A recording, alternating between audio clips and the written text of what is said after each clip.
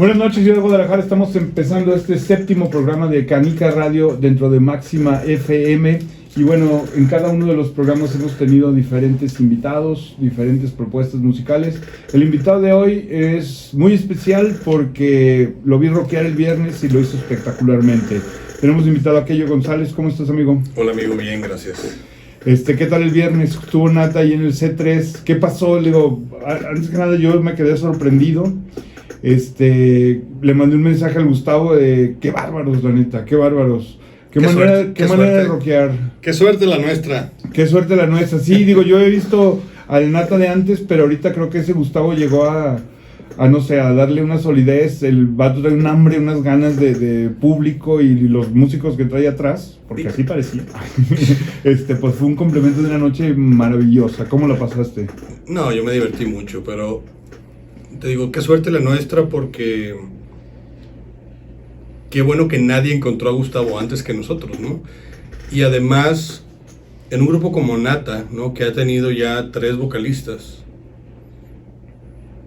encontrar a Gustavo, que es, además de una gran voz, una gran persona, gran letrista, tiene una voz increíble que es capaz de hacerle justicia a las canciones que canta Galo, las canciones que canta Aldo, las canciones que canta Alexis, ¿no? Y eso no es fácil, ¿no? En su momento, ya platicamos de eso muchas veces en contexto con Nata, pero en resumen, él fue la primera persona que audicionamos. Y a partir de ahí yo le dije, Galo, ahí es. ¿qué vamos a hacer con los demás? No, porque ya habíamos encontrado al ideal desde la primera audición. Entonces nos complicó el proceso, nos facilitó y nos complicó el proceso en cierta manera, ¿no? Pero estamos muy contentos con Gustavo. El viernes fue una gran noche. Fue una gran noche. Fue una gran noche. De esos toquines memorables, ¿no? Porque a mí me gustan ese tipo de escenarios, ni muy ni tan con la gente aquí cerquita. Sonamos bien, nos sentimos bien. Creo que no hay mejor manera de resumirlo. Creo que fue una gran noche. Fue una gran noche y bueno, para mí fue espectacular verlos. Yo me confieso no muy adicto al metal, me gusta lo básico, pero esa noche dije, Guadalajara está cabrón en el metal. Y bueno, te pregunto ya entrando ahora sí en temas, tú eres de Mazatlán, caíste aquí, ¿desde hace cuántos años? Fíjate, ya pasé el umbral donde ya llevo más años aquí que en Mazatlán. Okay. Sí. Yo llegué aquí en el 98 a terminar la carrera. Yo me gradué de Ingeniería en Sistemas Electrónicos. Entonces llegué aquí, me gradué en diciembre del 2000 y ya me quedé. También fue plan con maña, ¿no? Porque yo tenía opciones de irme Monterrey, Hermosillo, Ciudad de México, no me acuerdo cuáles otras opciones tenía, pero yo viniendo de Guadalajara, para mí, mira, Mazatlán me queda más cerca, no quiero Ciudad de México, demasiado caos. Demasiado. Pero quiero seguir en la música, entonces creo que mi opción obvia, por cercanía y por escena, era Guadalajara. Entonces llegas en el 98, ¿ya con miras, ya con banda o con miras apenas de hacer amarres? Ya existía Bajo 13 desde Sí. O sea, todos somos de Mazatlán, entonces, bueno, en ese entonces todos éramos de Mazatlán. Yo me vine para acá y en abonos se fueron viniendo para acá. Hasta que ya estábamos todos, empezamos a pues ahí como meternos en la escena. Cambiamos de vocalista, entra Jorge González, de Gargamel. Que ande por acá. Y le seguimos, ¿no? Digo, así es como yo me metí, así es como conocí a Galo, ¿no? Porque Bajo 3 le abrió a Nata y a Cuca. Y así empezamos aquí. ¿Y tú traías tu vena metalera desde entonces? Digo, yo Bajo 3 yo me acuerdo era pesado, pero no tanto a lo como has llegado a Parasite o... Bajo 3 era un grupo peculiar porque éramos muy pesados para los alternativos y muy light para los metaleros, ¿no? Entonces nos tocó navegar esa complejidad. Yo creo que cuando el primer grupo en el que yo me clavé fue Hombres G, estando en la primaria. Bien. ¿No? Pero me acuerdo que me fui de intercambio terminando la primaria, un verano, y regresé según yo, bien emocionado con mis discos de el New Jersey de Bon Jovi y el Kick de In Excess. Creo que traía también el Appetite for Destruction de Guns.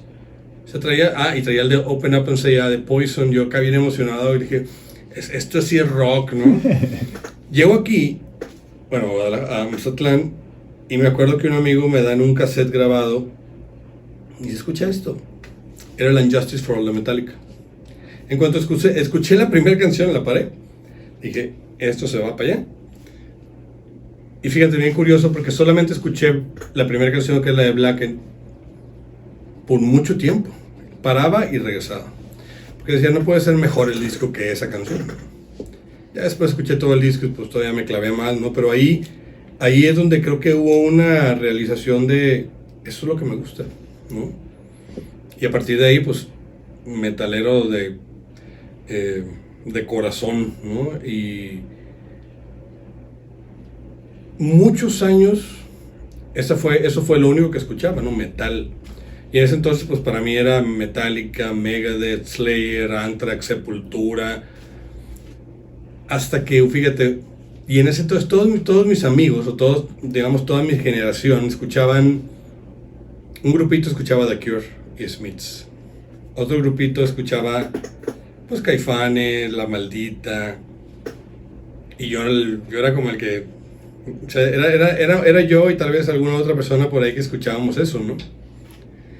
Y me acuerdo que, yo creo que ya fue en la prepa, o sea, varios años, o sea, como 3 años después en la prepa, con mis mejores amigos, Caifanes tocó en Mazatlán en la Plaza de Toros, entonces fuimos. Y dije, pues los acompaño.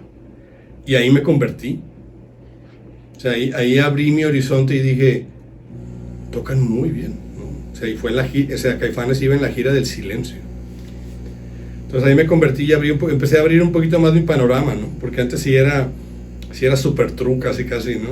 Entonces, a partir de ahí creo que ya se abrió un poco más el horizonte musical para mí. Vamos a platicar ahorita un poco más. Vamos al primer corte musical.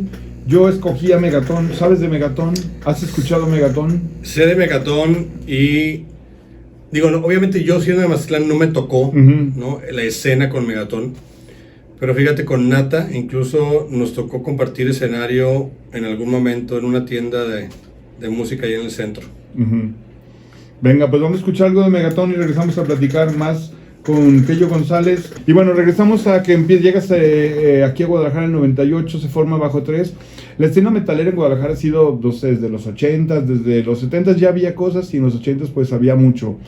¿Cómo te tocó a ti esa escena a la cual, como los platicas, ibas directo a pertenecer? Fíjate que no, cuando yo llegué a Guadalajara no conviví tanto con la escena metalera, sino más bien con la escena alternativa.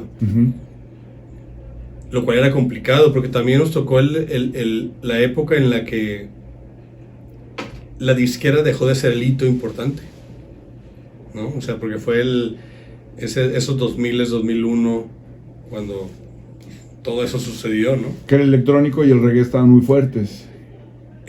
Más que nada el reggae, ¿no? El reggae y el ska eran lo que aquí por todos lados había.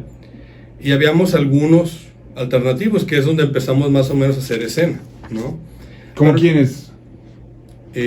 Nos tocó tocar con Disidente, nos tocó tocar con, creo que en su momento se llamaban Bulbo. Con Escorcho. Que después se llamaron Becker, sí, ¿no? Sebas. Con Zona 13. Era la más fuerte, pero guapachón. Entonces era esa escena, ¿no? Y muchas otras bandas que fueron y vinieron en ese lapso de tiempo. Pero lo que te decía, nuestro reto era ese, ¿no? Éramos muy pesados para muchos de esos y luego muy light para los metaleros. Entonces era curioso. Nosotros navegamos esa escena. No sé, o sea, más allá de los contactos y los conocidos que hice, no sé cuál es el legado que haya quedado ahí. Pero yo me divertí muchísimo, ¿no? Yo me divertí muchísimo porque al final del día hacíamos lo que nos gustaba hacer. En realidad nunca comprometimos nada de eso y al final, si terminó ese grupo es porque nos cansamos. Pero era un grupo de amigos, o sea, ese era mi grupo de amigos. Entonces yo los sigo viendo, somos compadres, ¿no? O sea, ahí seguimos, ¿no? Simplemente pues la banda creo que dio lo que iba a dar y se terminó. Hicimos un cuarto, que fue 1, 2, 3, un cuarto disco que nunca salió, por ejemplo, ¿no? Se grabó, pero nunca salió. ¿Y cuándo terminó Bajo 3? Bajo 3 terminó en 2007 más o menos. Termina Bajo 3, debe haber sido más bien como en 2008, 2007-2008, porque termina Bajo 3 y yo entro a Clon. Cierto. ¿Y de ahí cuánto tiempo te aventaste? Fueron los 2 años más fulminantes de mi existencia. Explícanos esos fulminantes, de cansados, de... Es que esos 2 años los siento como si hubiera vivido 20 años dentro de 2 años. Muchas cosas, o sea, muy rápido, salían mil oportunidades, tocábamos muchísimo, grabamos el disco, tocamos un Vive Latino, le abrimos a Faith No More, o sea, hicimos muchísimas cosas. Sí, sí recuerdo, y agarraron como un impulso, pues digo, ya festivales y todo ese tipo de situaciones, o sea, ¿no? Pero fue eso, o sea, estuvo cargado y lleno de tanta cosa que se siente como si hubieran sido... Ajá. que hubieran sido un tiempo más largo. Y fíjate, nos ha tocado con el caso de Diego y los que han estado aquí, como estos proyectos que iban o se pretendían consolidar y tenían todo para hacerlo, como se tropiezan y se caen. Pues ahí sí lo único que te puedo decir es, ahí fue un auto boicot. Que pasa mucho en las bandas, ¿no? Que pasa mucho en las bandas, ¿no? Y al final del día decidimos poner el freno de mano porque íbamos cada vez mejor y mejor y mejor y mejor y sabíamos que eso iba a explotar, iba a tronar, o sea, no era sostenible como íbamos. Decidimos pararlo por el bien de todos y por el bien y la salud mental de ciertas personas. Entonces fue de las decisiones más difíciles, ¿no? Porque obviamente, o sea, no quieres... Todos querían el éxito. Pero sabíamos que no iba a llegar a nada bueno eso. Y después del Clon haces stop y empiezas a estructurar lo que es Parasite. Ahí básicamente, originalmente... Bueno, una pregunta antes. Por ejemplo, con el Clon ya te tocó conocer la otra banda, el otro lado del metal, o sea, el que ya no era como tú dices, esas bandas alternativas, ya alternar, o era todavía como este conglomerado de géneros. Sí, seguía siendo como ese ceviche musical, ¿no? Ceviche musical, ese me gusta. Pero, o sea, yo a la escena del metal más bien se empiezo como a conocerla hasta que José entra a Parasite. Hasta ahí más o menos empezamos nosotros a meternos también por ese lado y navegar ambas escenas, ¿no? Que recuerdo que cuando estuvieron en la canica todavía no existía José y ustedes, Cristian y tú, ya tenían material, ¿no? Sí, digo, lo resumo. Parasite originalmente íbamos a ser Jorge, Alex y yo. Jorge se va con Descartes, nos quedamos Alex y yo, armamos Parasite, invito a Cristian a Parasite y Cristian me invita a mí a Nata. Casi en el mismo tiempo empieza Parasite y al mes me invitan a Nata. Entonces, digamos que mi entrada a Nata y la creación de Parasite se dan en paralelo. Sí. Alex, en algún momento, empezamos a grabar el segundo disco de Parasite y él decide regresarse a Guzmán, ¿de dónde es? Y pues a yo le digo, ¿sabes qué? Terminamos el disco y listo. Y ahí vemos qué pasa, ¿no? Sabiendo que él se iba a ir, ¿no? Entonces, yo más o menos empecé a ver qué onda, sale lo de la canica esa vez y entonces acaba de conocer a José, porque él estaba en Guitar Gear. Entonces le dije, oye José, si pasara esto, ¿te latería? Dijo que sí, pasó y pues le dije, ¿no? Y eso fue en 2015. Él en 2015 ya forma ser parte de Parasite. Hoy vamos a dejar esta para regresando y platícanos un poco de esta banda primera que nos trajiste. Mira, yo a ellos los conozco de mucho tiempo porque son músicos como muchas cosas en Guadalajara, son músicos de otras bandas que encontraron un nuevo hogar en esta banda, ¿no? Y son amigos de la escena también de tiempo atrás, ¿no? A Diestro yo lo conozco pues desde Casino, ¿no? Casino Slot Bar. Y en algún momento recuerdo haber escuchado esa banda y ahorita que estuvimos haciendo la dinámica para encontrar abridor o que abrimos la dinámica para encontrar un abridor para el grupo para el concierto de Nata, redescubrí ese grupo y me gustó mucho. Pues preséntanoslo, vamos al corte. Muy bien, pues esto es Nacional de la Muerte, la canción es Get Away. Regresamos en esta noche de baladas, en esta noche de cumbiones. Qué bueno que saber que hay tanto metal, y bueno, aquí tenemos una lista ya impresionante, pero sería bueno conocer más y más de este género en el cual decidiste integrarte, pues. Y bueno, nos estabas contando el inicio de Parasite, aparece José Macario, decide entonces empezar el proyecto.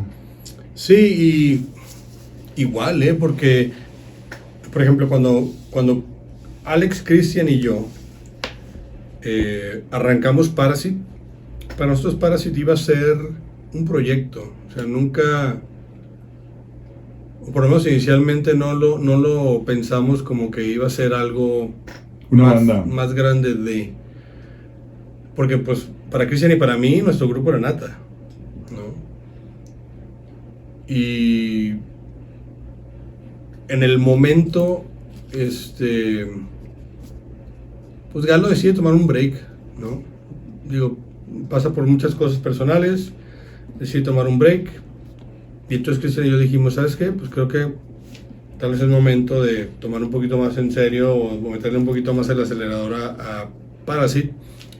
Se da la transición y la integración de José, entonces aprovechamos, porque José venía y estaba acostumbrado a trabajar una escena diferente que la de nosotros, entonces se complementó de una manera en la cual pudimos trabajar todo eso, ¿no? Y aprovecharlo. Y ahí fue donde empezamos a tocar y a tocar y a tocar, nos fuimos a Europa, festivales, abrirle bandas, giras por México, Colombia, Canadá, o sea, empezamos a hacer muchas cosas. Oye, y por ejemplo, muchos de la idea de alguien que empieza una banda es acabar siendo tocado en una estación de radio y que te inviten a este tipo de eventos que suceden.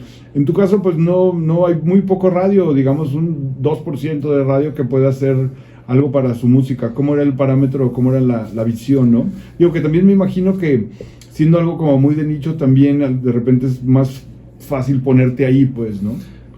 Mira, Parasite desde que empezó, yo sí sabía que iba a ser como de boca en boca, ¿no? Iba a ser como, mira, escucha esto, mira, ve esto. Y el paradigma ha cambiado, ¿no? La parte entre la autogestión, las redes sociales, la forma en la que uno mueve su banda o busca oportunidades, se hace escuchar, ya es diferente, ¿no? Ya no depende de solamente una forma de hacerlo. Y así es como Parasite creció en realidad. O sea, nosotros nos empezamos a pegar a ciertas bandas, abrirles, irnos de gira, hacer muchas cosas y pues la voz empezó a pasar, ¿no? Y creo que mucho de eso se dio así. También empezamos a subir contenido, empezamos a hacer videos, subir videos, y ahí es donde de repente también explotaba, ¿no? Y me acuerdo que los primeros videos que empezamos a subir, entre el número de compartidas, el número de vistas, o sea, era increíble, ¿no? Porque era como, y a mí me llamaba muchísimo la atención porque es algo que yo no había visto que sucediera, que alguien compartiera un video de una banda mexicana presumiendo que es mexicana, ¿no? Diciendo, y mira, son mexicanos, ¿no? O sea, ese era el título, el común de los comentarios cuando compartían, ¿no? Lo cual a mí, pues obviamente me llenaba de orgullo, porque no sé si te acuerdas que en algún momento se usaba la palabra o el término suena gabacho cuando algo sonaba bien, ¿no? Y ahora que alguien dijera, y son mexicanos, escúchalo, pues le da la vuelta a la tortilla tal cual, ¿no? Porque le dices tú, pues ahora sí estás diciendo, es algo bueno con el digamos, el mexicano alrededor de él, ¿no? O sea que es como difícil llegar a sonar global, o es más fácil llegar a sonar global con ese tipo de... Digo, pasa por ejemplo mucha gente que ha querido imitar a Zoé o a este tipo de cosas más pop, pues no llegan a resultar, ¿no? Y el metal a lo mejor puede ser como... Mira, la imitación yo creo que a nadie va a llevar a ningún lado, ¿no? Y eso creo que es algo que con Parasite nos ayudaba mucho, porque lo vi desde Clon, ¿no? Yo creo que nadie daba 2 centavos por eso. Pero cuando es honesto y cuando en realidad toda la pasión está puesta en lo que estás haciendo, la gente se une, la gente lo ve, la gente lo acepta. Eso mismo pasó con Parsi, ¿no? Porque nunca, o sea, nuestro fin nunca fue como dices tú, no teníamos un fin de éxito comercial y nada, o sea, es una satisfacción personal de hacer eso y después compartirlo, ¿no? Pero por ejemplo, en estas giras que aventaron a Europa, con esta globalización de los medios, ya había gente que los iba a ir a ver, a lo mejor poca, pero iban ya sabiendo a ciencia cierta lo que era. Unos pocos sí, pero también creo que era parte del o el entendimiento que muchas bandas tenemos que tener cuando vamos arrancando algo, que es tienes que pegártele a alguien. Y en esa gira de Europa nosotros nos los pegamos a los Here Comes the Kraken. Era gira de Here Comes the Kraken y nosotros nos pegamos abriendo la gira, ¿no? Entonces obviamente apalancamos que para ellos era su 5ª gira por Europa. Entonces había mucha gente que iba a verlos a ellos, pero poco a poco empezamos a identificar que habían unos muy poquitos que tal vez sí ubicaban o a José o a mí o a Parasite, y poco a poco pues ahí se iban uniendo. También digo, el mexicano es peculiar, ¿no? Porque una vez que ya hiciste eso te ven diferente también, ¿no? Sí. O sea, ayuda también en su momento, también, no sé si te acuerdas cuando la maldita se fue y regresó, o sea, eso fue un... Panteón Rococó. ¿no? Son como hitos importantes y te forja el carácter, ¿eh? Porque hacer ese tipo de giras ayuda, y te digo, fue una labor titánica. Sí, claro, me acuerdo que esa vez nos hiciste el favor de transmitir para la canica y pues bueno, nos echamos todo el teje y maneje, y ahorita vamos a platicar de esto que es la autogestión, pero antes vamos a escuchar al proyecto de Mijangos. Platícanos del HM Project. Fíjate, yo he tenido el placer y gran gusto de grabar varias canciones con él, grabar bajo para varias canciones de Hugo. Esta es una que me gusta mucho, que de hecho algo peculiar en esa canción es que son 2 bajos, ¿no? Se llama Creating Your Reality. Vamos a escuchar algo entonces de Mijangos con HM Project. Regresamos aquí en Canica Radio. Regresamos, seguimos con Kello González y bueno, nos quedamos en el camino de que ya estaba Nata, Parasite formado, encaminado, como decías, también iba Nata, y quería platicar un poco de lo que es la autogestión, porque es un tema bien importante, imagino que para el género también es importante, ¿no? Creo que no nada más para el género, creo que en realidad ahorita es más común que la mayoría de las bandas, incluso bandas grandes, hagan autogestión. Claro, el tamaño de la autogestión de una banda... Sí, es diferente la independencia de Radiohead a la de... Pues necesitas más gente para autogestionarte, ¿no? O sea, ese es el asunto. Entonces, la libertad que te da la autogestión es un arma de doble filo, ¿no? Porque eres más dueño de tu tiempo y del cómo moverte, pero entonces eso implica que tienes que dedicarle tiempo a crear las relaciones, a buscar las oportunidades, a trabajarlo, pero capitalizas tú todo eso. Pero por ejemplo en esto, tal cual, capitalizar, ¿no? Una primera gira que a lo mejor ustedes tienen que invertir y tienen que saber cuánto gastaron para cuando llegan la venta de los discos, la venta de la merch, se vaya recuperando esto. ¿Es así? Es así, y llega un momento en el que obviamente primero le empiezas a tú pues, poner, después empiezas a por lo menos crear tablas, y eventualmente empiezas a capitalizarlo, ¿no? Y la parte de capitalizarlo implica que tú ya tienes un camino recorrido que le da nombre y peso, y que al final del día hay gente que quiere ir a verte, y que quiere pagar por verte, y que quiere comprar tu merch, y que quiere comprar tu disco, y que quiere escucharlo en plataformas. O sea, tienes que crear ese mercado, y la única forma de crear ese mercado es que la gente te vea. O sea, invertir en tus instrumentos buenos, en tu grabación, en tu video. En tus giras, Creo que la mejor forma en la que un grupo, y eso lo hicimos en su momento, en la que un grupo puede hacer conocer es invertirle, apegártele a un grupo que ya tenga escena, que ya tenga público, que tenga eventos, giras, para que su público te vea, y obviamente buscando que sean públicos afines, para que a partir de ahí tú empieces a robarle un poco de ese... Bueno, de los oídos de su público. Sí, o prestados, porque no se los robas. Exacto. Entonces, esa fue su estrategia, ¿no? O esa es la estrategia que tú recomiendas. Pues fue una de muchas estrategias que trabajamos, ¿no?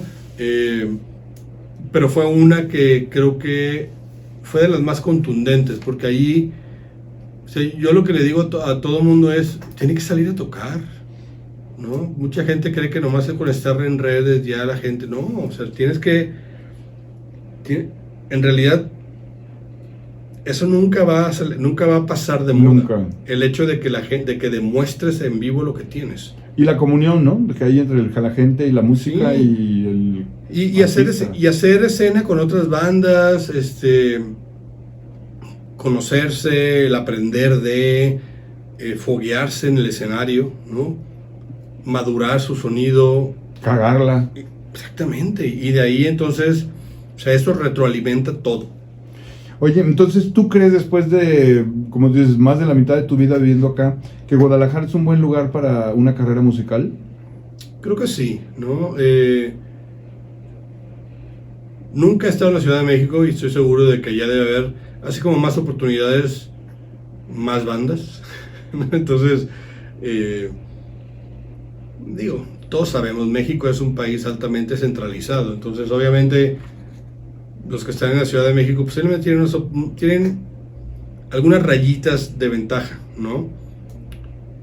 Pero Guadalajara no se queda atrás, ¿no? O sea, creo que hay diferentes complejidades que navegar.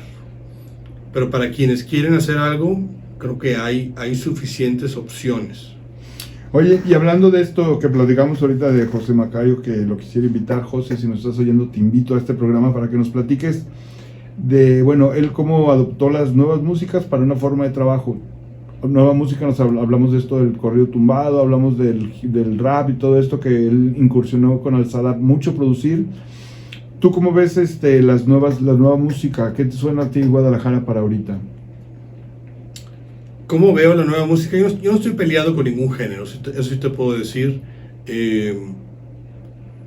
Y creo que eso viene desde de dónde vengo. Porque si yo estuviera peleado, imagínate, si yo me peleara con la banda y la tambora, no, pues ya. No, pues o sea, hubiera sido muy complicado, porque fiesta en la que había banda. Entonces, yo escucho banda, no escucho banda.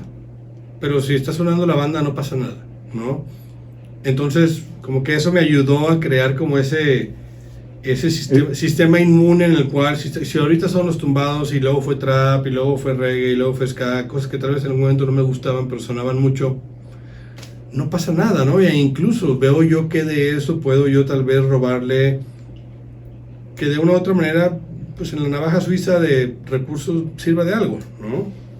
¿A poco sí en tu música se vería reflejado algo no tal, pero que absorbiste algo del reggaetón? Sí, hay ritmos, canciones, riffs, ideas. Por ejemplo, a mí en el bajo me gusta aprender de todo. Obviamente lo digiero y le doy su toque, ¿no? Pero puede ser desde algún riff o alguna melodía en metales, algún ritmo acá guapachoso o algo, o sea, todo eso de repente veo yo cómo lo meto en mi arsenal, ¿no? Sí, pues Boham tocaba muchos patrones latinos, ¿no? Y era como pues, de los bateristas más. Entonces a mí, digo, metal. Ahora sí que cada quien sabe cómo vive su vida. A mí se me hace absurdo vivir peleándose con los géneros musicales, ¿no? Sí, a mí también. Tengo, de hecho, muchos de nuestros cercanos, me llama la atención cómo se quejan. Y digo, güey, ¿para qué te quejas? Cambias la música, la estación o el Spotify. Deja tú quejar, lo toman personal. O sea, yo no veo por qué hay que tomarlo personal. O sea, sabemos que muchas de esas cosas son modas, muchas de esas cosas van a evolucionar y van a llegar a otra cosa, ¿no? Entonces, pues, relajen la raja. Si no te gusta, pues deja que a quien sí, pues lo disfrute en su momento y seamos felices haciendo y tocando lo que nos gusta hacer, ¿no? Exacto, relájenla y pues bueno, lo que salga del corazón. Vamos a escuchar a alguien que también hace música del corazón, son los Dog Union. ¿Cómo llegaste a ellos? Dog Union, de hecho, igual, en algún momento nos tocó alternar con Parasite Duck Union, creo que en más de una ocasión ya. Y recientemente sacaron esta canción, ¿no? Se llama The Slide, y me impresionó mucho también, ¿no? Venga, pues vamos a escuchar al Rob y sus secuaces. Al Ángel les mandamos un saludo. Salud. Y mientras te quiero preguntar, ¿qué onda con tu instrumento? Veo que sé que eres una persona muy clavada, muy delicada, tienes un canal de YouTube muy exitoso. ¿Cómo entró tu amor al bajo y cómo es tu disciplina, cómo es tu prepararte en tu instrumento? La realidad es de que tal vez no practico tanto como en un inicio. El día a día es más complicado ahora. ¿De adulto? La vida de adulto es más complicada. Pero por lo menos diario lo agarro, ¿no?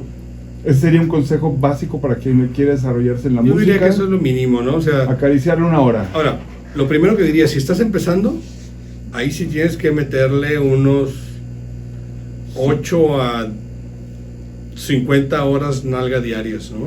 O sea, y eso es un hecho, ¿no? Porque si vas empezando y no pasas de un umbral en el primer año o los primeros 2 años, creo que es más fácil que lo dejes o que no realices un potencial que tal vez está ahí. Ya que llegues a ese punto, tal vez ya puedes navegarla un poquito más. Pero yo me acuerdo que yo religiosamente llegaba a mi casa, me encerraba en mi cuarto, agarraba el bajo hasta que me dormía. ¿Iba sobre escalas, sobre partituras, sobre Creo tocar? Mira, yo tuve, ya voy a sonar como viejito, pero ¿En mi época? en mi época que no había YouTube, ahí me tocó, yo tuve 2 clases nada más. La primera es estas son las notas, un amigo que tocaba la guitarra, y la siguiente me dice, ¿sabes qué? Dime 4 canciones que quieres sacar de oído. Que creo que fue la mejor lección que me dio, porque entonces le perdí el miedo a usar mi oído. Sacamos esas 4 canciones y a partir de ahí es lo que hice, sacar canciones de oído. Entonces, ahí algo interesante es que yo tenía que imaginarme el cómo lo estaba haciendo, cómo lograba esos sonidos. Entonces, no fue sino hasta muchos años después que me empecé a meter a entender escalas, teoría de la música y demás. Primero fue el tocar, ¿no? Y obviamente al ir sacando canciones, tú aprendes estructura, aprendes un poquito el cómo navegar el instrumento. Yo sí fui desde el día 1 también muy clavado en el sonido, en el tono. Cosa que la gran mayoría de los bajistas, sobre todo en ese entonces, eran muy mal hechos. El bajista era como no alcanzaste guitarra, vas de bajista. No, pues, no sé si en la gran mayoría sí era, en mi caso no fue así, porque yo sí empecé en el bajo. Yo también. Pero fíjate cuánta gente, acuérdate, en ese entonces era, yo me voy directo, no tengo ni ampli, cuerdas viejas, o sea, y yo me acuerdo que siempre sí fui bien clavado con el sonido, y eso fue lo que me llevó a mi canal también, ¿no? Que de repente dije, tengo estos bajos, quiero hacerle tributo a los músicos, bandas, canciones que a mí me influenciaron y me siguen influenciando. Pero sí era muy clavado de decir, voy a grabarlo y va a sonar el bajo como suena en esa canción. Que era parte como del trip que traía ahí en mi canal y que creo que fue lo que hizo que mucha gente también como que lo empezara a seguir de repente. Porque también en YouTube de repente pasaba que sí, había muchos canales y muchos covers, pero sonaban horrible, pa'l catre, ¿no?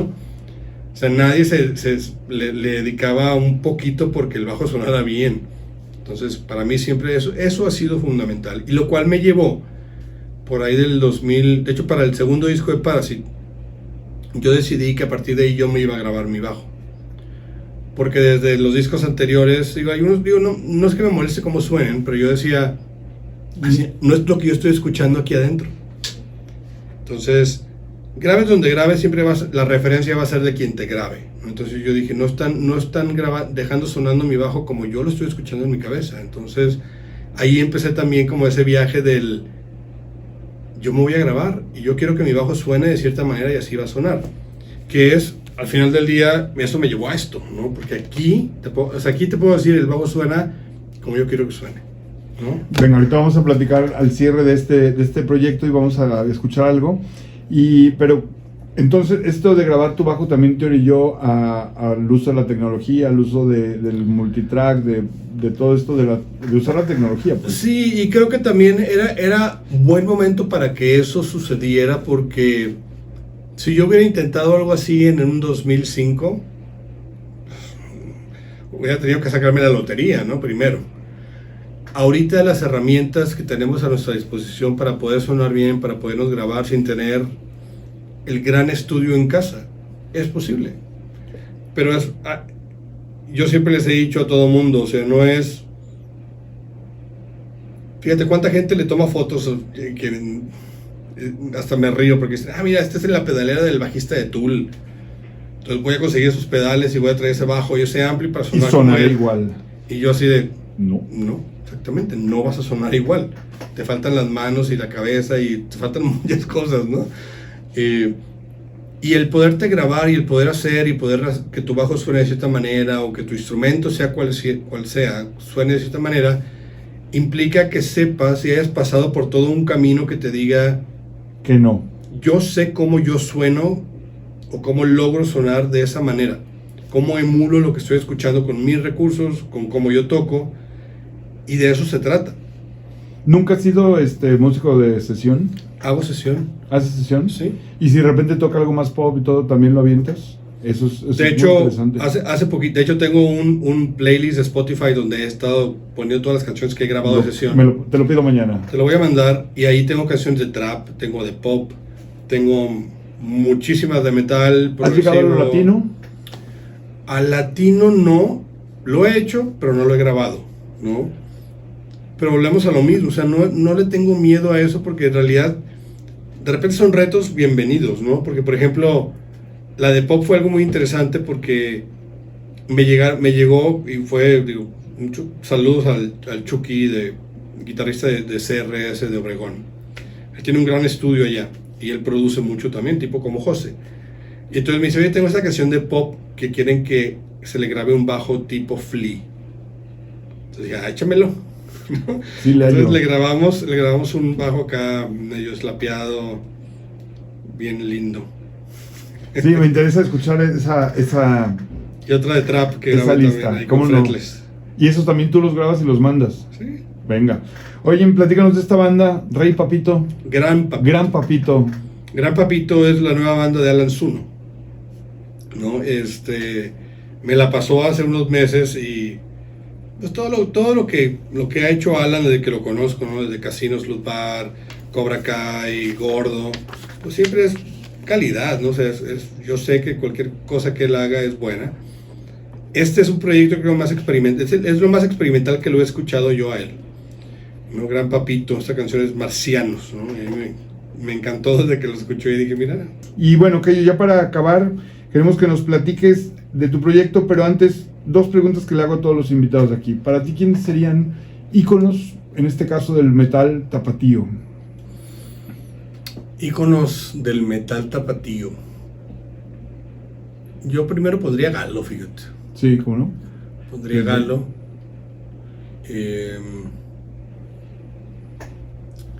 Eventualmente José va a ser uno de ellos. ¿Cómo no? ¿Qué te puedo decir? Y el tercero tengo que pensarlo muy bien. Porque siento que el metal, sobre todo en Guadalajara, es muy efímero. ¿No es cierto? Que como que entre los ciclos y... O sea, son pocas las bandas de metal que yo te puedo decir, pues mira, ahí siguen, ¿no? Pero no solo seguir, sino que sigan relevantes y sigan innovando y sigan... Brillantes. ¿No? Entonces ahí es donde tendría que pensar cuál es el tercero. Lo podemos dejar pendiente. Lo voy a dejar pendiente. Y te pregunto, ¿el público de Guadalajara es difícil? Creo que es una excusa barata, ¿no? Sí, o sea, sí es un grupo de o un público difícil en el sentido de que yo lo viví en la gira en Europa de una manera un poquito más contundente o un poquito más obvio, ¿no? Y ya que cuando me pasó eso dije, todo tiene sentido ahora. Cuando estábamos en Europa, donde la gente era más cercana, más cálida, más gustosa de verte, eran las ciudades pequeñas, los pueblitos. Pero cuando llegabas a los Barcelona, los Milán, los Berlín, pues mañana toca Foo Fighters y pasado mañana viene Rammstein y luego viene Metallica y hoy viene Parasite. O sea, Ajá. lo mismo pasa en Guadalajara, lo mismo pasa en Ciudad de México, lo mismo pasa en Monterrey, ¿no? O sea, ya le compites, en esas ciudades grandes le compites, o sea, ya estás al tú por tú, ¿no? Es como tocar un festival, o sea, así abras tú el festival, estás compartiendo escenario con el cartel del festival, ¿no? Entonces en Guadalajara, ¿es público difícil? Pues es público difícil porque tienes que ponerte al nivel de todas las bandas que ese público está acostumbrado a ver, ¿no? Eso es lo difícil, que tú te la creas y te pongas a ese nivel. Venga. Si tú vas a tocar a los pueblitos, pues ahí no le compites a nadie, o sea, ahí sí, ¿no?